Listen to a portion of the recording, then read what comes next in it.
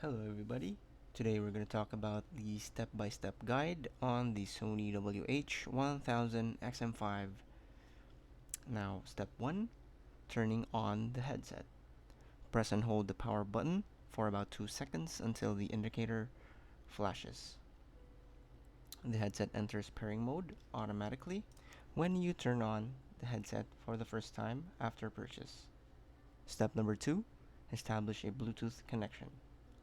Follow the downloaded Sony Headphones Connect app instructions. And step number 3, operate the headset. You can use the touch sensor panel to perform the following operations. Tap twice quickly to play or pause. Swipe forward and release to skip the beginning of the next track. Swipe backwards and release. Skip the beginning of the previous track or the current track during playback. Swipe up and release to increase the volume. Swipe down and release to decrease the volume.